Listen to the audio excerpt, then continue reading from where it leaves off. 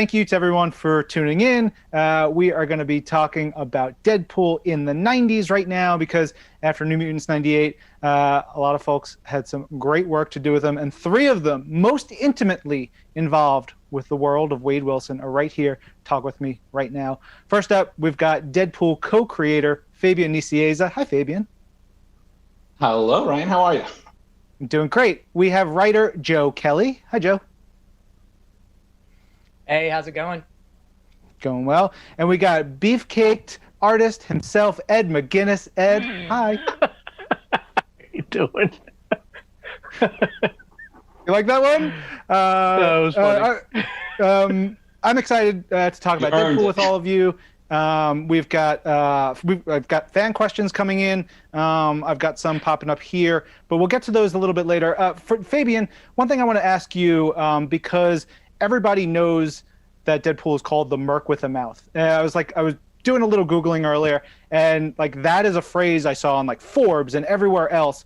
How did you come up with the nickname of Merc with a mouth for Deadpool? The first time it ever appeared, actually, look, I came prepared. The first time it ever appeared was in the credits of the Deadpool Circle Chase limited series.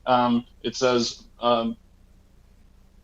Marvel's Merc with a Mouth, first solo adventure brought to you by. And at the time, I just wanted to intro the credits in a fun way. And I ran through a list of different words. Like, I actually remember at least one of them, which was the sarcastic soldier. But I said, no, he's not a soldier, so that doesn't work. And mercenary was it, because he's a mercenary. But mercenary with a mouth sounds stupid. And it's more letters for poor Chris Eliopoulos to have to letter. So I just said Merc with a mouth. And the second I said it and typed it out, I said, yeah, that's cute. That works. It's short, it's pithy, and it'll last and stand the test of time. Yeah, I mean, 30 years, it's, as like I said, it's like you can't escape the character without seeing that. So thank you for that. That's a great little piece. Joe, I want to talk to you a little bit because you and Ed worked on the solo ongoing series in the late 90s, the first ongoing title. What were some of the behind the scenes, if you could remember anything about bringing this character, getting an ongoing series, because Fabian mentions the limited series that were going on, but now he's rocking and rolling. Do you remember anything about getting that title off the ground?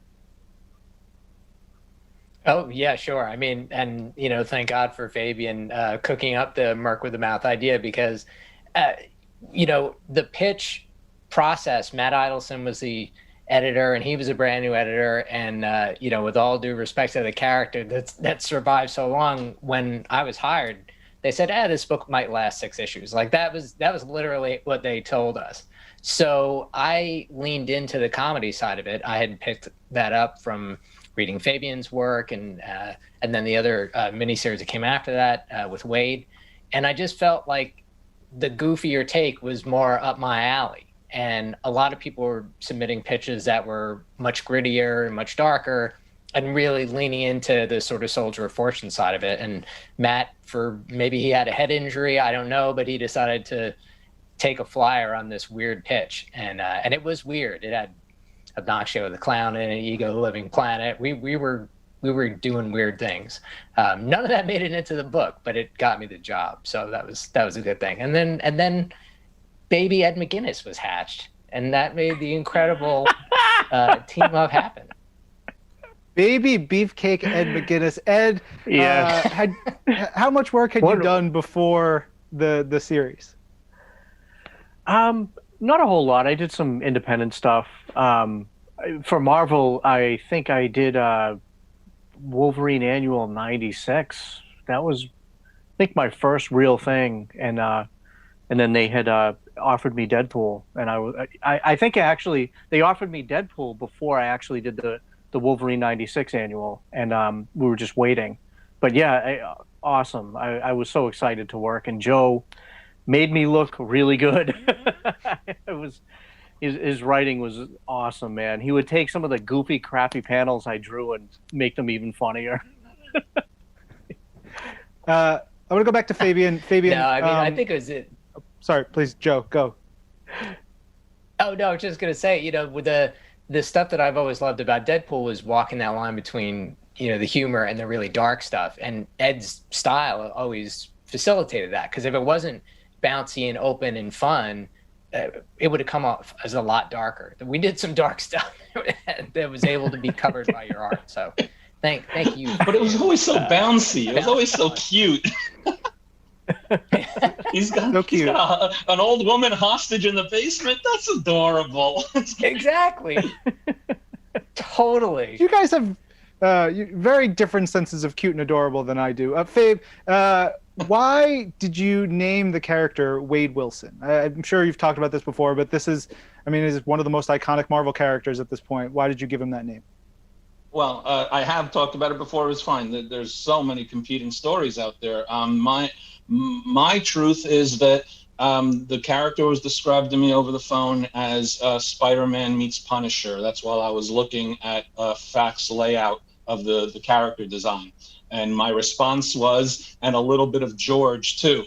And that meant George Perez, because the harness belts and the swords and all that was very similar to Taskmaster and very similar to Deathstroke. So I said that as a joke and got a laugh out of it. And when it came time to script, I would have probably done a pun on Taskmaster's secret identity, but at the time, Taskmaster didn't have a secret identity. So I called him Wade Wilson, who is Slade Wilson, Deathstroke's third cousin by second wife and mother's brother.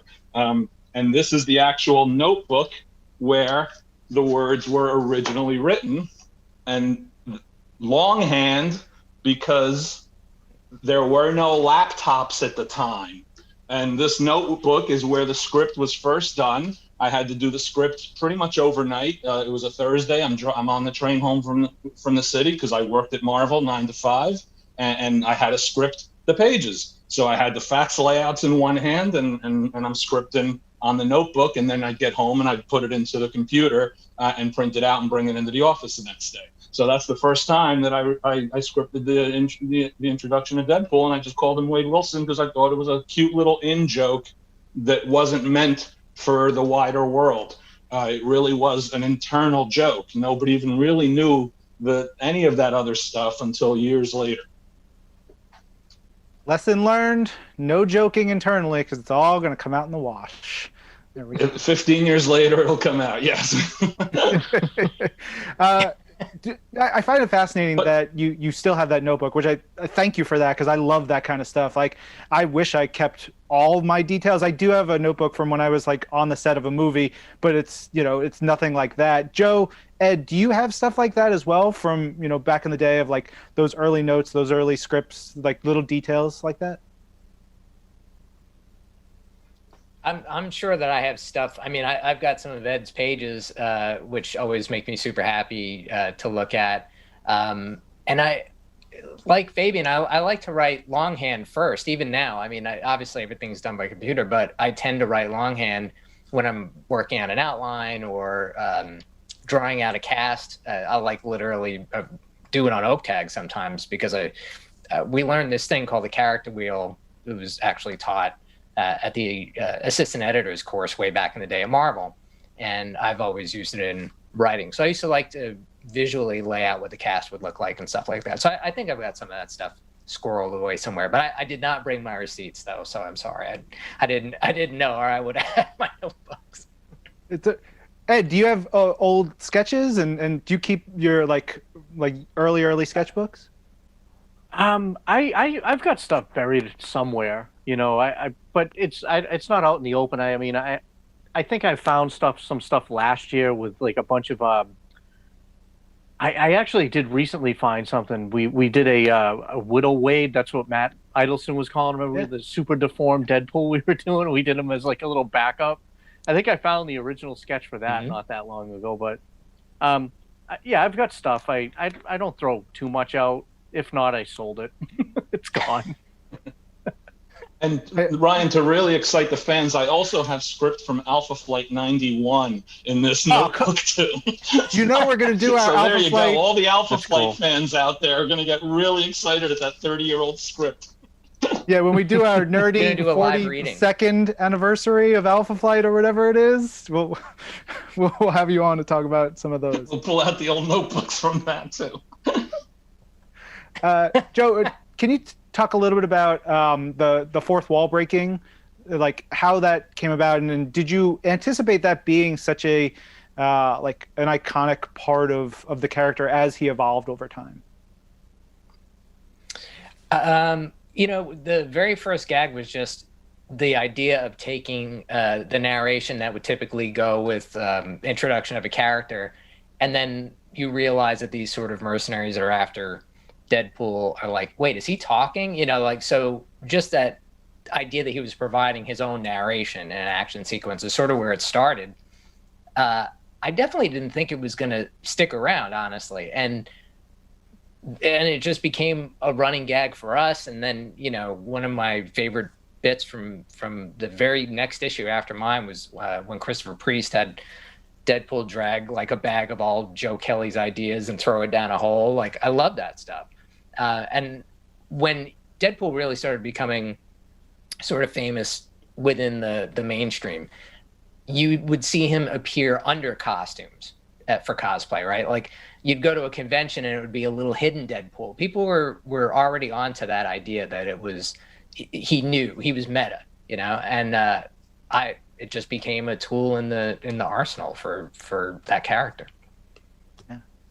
Yeah. And the idea was always Bugs Bunny. Bugs Bunny meets Frankenstein's monster, and Bugs Bunny always broke the fourth wall in his cartoons. So I think it's a smart inevitability that kind of thing was going to become a strong aspect of the character, because it's really just forging a relationship between the character and the audience. I got the opportunity, which we can't discuss now because it's for the aughts panel. I got the opportunity to overdo that shtick like crazy in Cable and Deadpool, and I wouldn't have been able to do it unless, you know, Joe and others had done it before me too. So the beauty of it is, when it's done right, these ongoing characters, everybody kind of gets the baton and runs to an exciting new place with that baton. That's the way it's supposed to be. Yeah. We talked about the costume a little bit. Ed, what did you think of, like, when you see Deadpool and that costume, do you start to like go, all right, I want to give it this tweak, I want to do this, or because you were young and you were just like hungry for the work, just dive in and keep it as is? Were you thinking about trying to like make it more your own at that point? What was your thought behind Deadpool's look? No, I absolutely tried to make it my own. There were tweaks here and there. I mean, he has such a strong color scheme, like the black and red, and you know, it's very striking. So I spotted black in different areas to balance it a little bit. I designed the Deadpool symbol that's pretty much everywhere. I put it on his belt as his belt buckle, and it was basically based on Spider-Man's Spider-Man symbol. You know, the round symbol that Spider-Man has. I just basically threw Deadpool's face on there and threw it on his belt, and now it's like everywhere, you know. But beyond that, like, I kind of wanted to give him a little bit more of a ninja kind of feel to him, you know, 'cause this is the 90s. I was into ninjas. Who wasn't? And I threw on the little fold on the back of his hood, and that's taken on a life of its own. I've seen that thing like 3 feet long on some guy. And then, you know, it's become like it's just like a little wrinkle. That's all, or just to make him look cool. But it's taken on a whole design element for the character that's been taken seriously. But it was just kind of like something that made me happy. But yeah, Deadpool's costume has always been very cool to me, very cool, and it's probably my favorite thing about the character is the visual. I'm very visual anyways, but he's a lot of fun to draw. He really is, because there's no limit. You can draw 1,000 pouches, or you don't have to. You can kind of interpret them in so many different ways. It's a lot of fun. Yeah, I'm definitely pro pouch, so I'm with that all the way. We're gonna get to some fan questions in a minute or two, but Fabian, I want to ask you one obviously important piece of who Deadpool is and what sort of is just an important part of the character is he has cancer, and he's survived that, and it's been part of his origin story and going through. Why did you decide to bring that to the character? Well, not to bring the whole show down, Ryan, but at that time in my life, I'd had a struggle with that because my mother-in-law had fought the disease for many years. It actually permeated a few things in my work back then. I had a character in Alpha Flight that had to deal with it. I wrote a Two Gun Kid miniseries, and the whole premise of that was a character that knows he is going to die and the date he is going to die. So when it came time to do the Circle Chase miniseries, I had to decide, why did this guy make the choice that he made? Why did he go to the Weapon X program? Why did he come out, with all the superpowers that make him Spider-Man meets Punisher? Didn't mean much unless there was a reason for him to have done it. And I simply thought he did it in order to save his life. And becoming a monster was the price he had to pay for staying alive. So in order to keep living, he lost his humanity in many ways. And that ended up fueling and cycling the whole idea that Bob Harris, the editor at the time, didn't want him to have a healing factor. He was fine with Deadpool getting shot and stabbed and healing, but he didn't want it to be called a healing factor because he thought that would take away from Wolverine.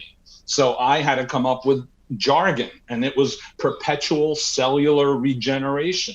And that it's in essence, though, it also fuels the idea that his cells are constantly cycling to keep the cancer at bay. Chris Eliopoulos, the letterer, refused to letter perpetual cellular regeneration every single issue. So it ended up just becoming a healing factor anyway. But the idea was to try to make it a bit of a differentiator from Wolverine's power so that he wouldn't duplicate Wolverine's powers. And all of it was predicated on me in my writing at the time, trying to get through just my own things that I was going through in my life with my mother-in-law's cancer. And it made sense, and it ended up fueling the character tremendously in terms of how people perceive him. He gets away with a lot, the character, because of the hardships he's gone through. Yeah, it's the beauty of art, right? It's you the three of you are able to put so much into these stories and hopefully help yourselves, but then they mean so much to so many people, I'm sure. I want to get into the fan questions a little bit. I got a couple that came in here. We got one from Fatal Link, which reads, Joe, how'd you come up with the idea for Deadpool number 11? Deadpool 11 is the Spidey issue. Am I correct? It's like, I can picture it. It's a classic. Yeah. Yeah, well, we thought it would be a good idea. Honestly, I want to make sure I give credit where credit is due. I feel like Matt and I were talking about this idea of literally, like, could we Forrest Gump Deadpool into a comic, and would we be allowed to do that? And could we take a classic? And Marvel said yes, which is sort of shocking. We're like, but we really want him to go there, and we know we can't mess up continuity.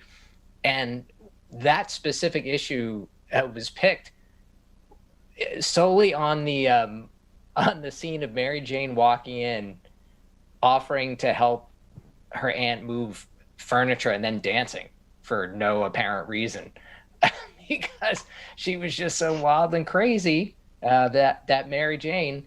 And then it gave us the opportunity to, make fun of the greatest hairstyles of all time with the Osbournes, and just play around. It was so fun. I mean, and credit to Matt for pushing that up the ladder, and then taking the big risk of writing to Stan and saying, hey, is it okay if we do this? And we actually got Stan's blessing before and after, which, really did mean a lot. I mean, obviously, we're all huge fans that get into this stuff. So the idea that Stan knew we were poking, with love at one of these old stories, and he was cool with that, and gave us a good attaboy at the end was really, really meaningful. So yeah, that was just something we wanted to give a try to. That's pretty cool. When you get Stan to be like, go get him, kid, that's got to be a fun moment. All right, let's see. We got another costume question here from Dan Skibo, which asks, maybe ask all three of you, what's your favorite non-standard Deadpool costume? And, Fabian, as you so eloquently mentioned, you wrote Deadpool plenty in the aughts. We're going to get to that more so, but I'm sure you had him in some weird get-ups and as he was traipsing around time and space with Cable. But for the three of you, do you have any favorite non-standard Deadpool costumes? Fabian, any come to mind? Well, it's an answer for the next panel, but him wearing Jean Grey's 60s miniskirt costume is probably my favorite Deadpool costume. But all the variants came kind of after I was done. I did like the gray and black one. I thought that one was kind of cool. But I would end up just walking down the toy aisle and there'd be another colored Deadpool costume. I'm like, what the hell is he wearing now? I don't like, but a lot of them end up looking really, really good because the costume's very malleable. I think Ed would agree that there's things you can do with it to keep the basic premise of the look, which is such a strong look, and then you end up getting an opportunity to make 26 action figures out of it at the same time. Yeah. Ed, what about you? I love the X-Force costume too. The gray and black, really sweet. That's like, when Spider-Man wore the symbiote costume to me. It's like I love that costume too. Any variant like that's really cool. Like Wolverine in that X-Force costume. That whole team was cool. Visually, I just loved it. That's my favorite variant of Deadpool. There you go. All right, Joe, will you make it a sweep for X-Force, or you got another one that comes to mind? No, I've got another one, and it kind of goes back to what Fabian was saying before. I love Deadpool's costume is fantastic in all the various iterations, but every time he's out of costume and you see the sort of the raw skin and his face, for me, that was always this thing, Fabian mentioned the healing factor before and going through the Weapon X program and all that stuff. And eventually we were like, why is his face not healed? Like, what does it really mean?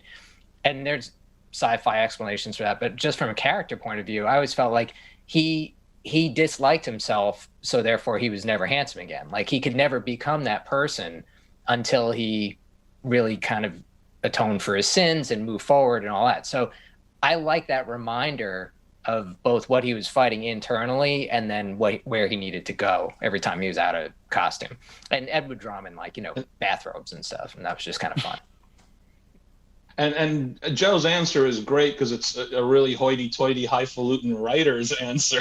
But the truth of the matter is that the first time we were going to see him without his mask on, I described his skin in the plot as looking like a bowl of writhing worms. Constantly in motion and in movement, and the artist said, I can't draw that. That's a pain in the you can't do that every single panel. So we ended up going with the scabby look, and ironically in the anniversary issue, I got to team up with Patrick Zerker again, and since it's so early, the story's set so early in the time period when Deadpool's body was regenerating itself, we actually are going to make it look like a bowl of writhing worms, kind of for the first time ever. That's cool. I want to say that's cool, but that's disgusting. So thank you for that, Fabian. It's supposed to be disgusting, well, Ryan. Established we have different.